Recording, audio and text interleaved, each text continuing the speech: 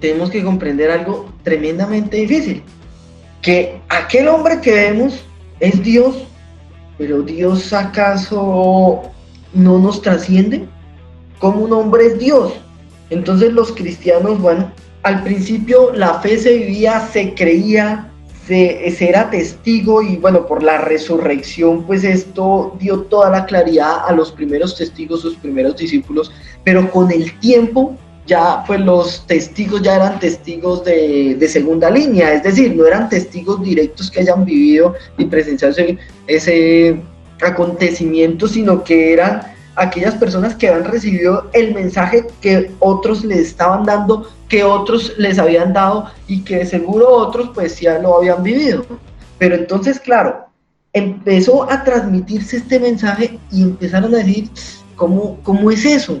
Preguntémonos, pero ¿qué significa? ¿Cómo así? A este joven de Nazaret, de oficio carpintero, sabemos quién es su mamá, sabemos quiénes son sus parientes, sabemos en qué época vivió, y le decimos Señor, decimos que es Dios. Algunos empezaron a preguntarse eso. Entonces, ¿cómo así Dios se encarnó? Pues tenemos que preguntarnos y aclarar qué es la encarnación. La Iglesia llama encarnación al hecho de que el Hijo de Dios haya asumido una naturaleza humana. Recordemos qué es la naturaleza humana. Hay una definición bastante clásica, pero un poco problemática, que es la unidad sustancial de alma y cuerpo. Digamos que el ser humano, tratémoslo en una unidad, entonces decimos que el ser humano es carne, es basar. Tratémoslo desde una antropología, desde el pensamiento hebreo. ¿Qué se dice que es el hombre? Es carne, es basar. ¿Qué se dice que es el hombre? Pues es también una interioridad. Nefesh, es nefesh, es decir, es alma viviente.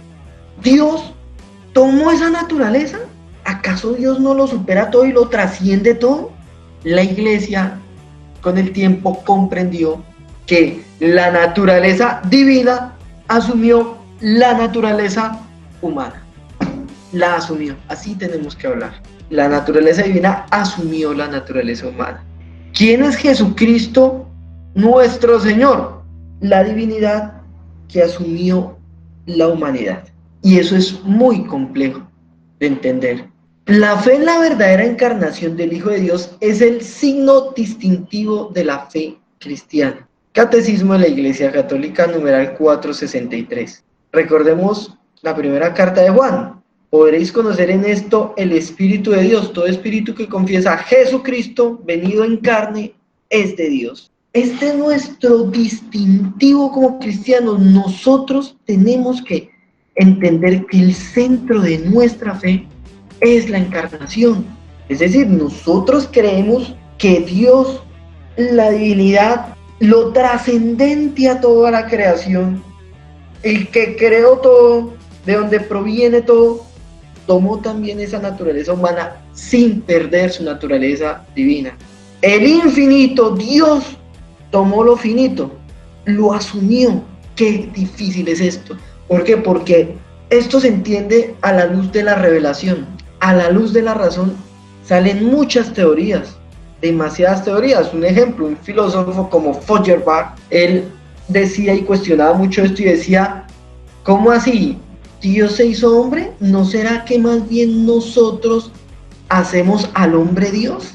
¿No será más bien que nosotros proyectamos la idea, escuchen, la idea de Dios en una persona? ¿Dios qué viene a hacer? Una proyección de mi debilidad humana, una proyección de mis límites humanos, pero una proyección que lo supera. Eso es toda una visión diferente de la encarnación.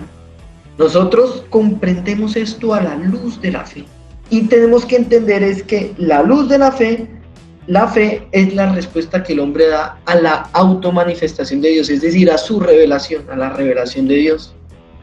Pero lo que nos distingue nosotros claramente como cristianos de cualquier otro es esto. Esto es lo importante. la encarnación, bueno, todo es importante en la revelación, pero este es el eje, creer que la divinidad asumió la humanidad.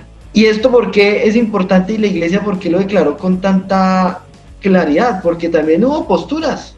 No, es que eso fue como, esa encarnación fue en apariencia, es decir, o sea, aparentemente había una persona, pero no era Dios, porque Dios no se podía ir meter en un ser humano, es decir, asumir a un ser humano, no.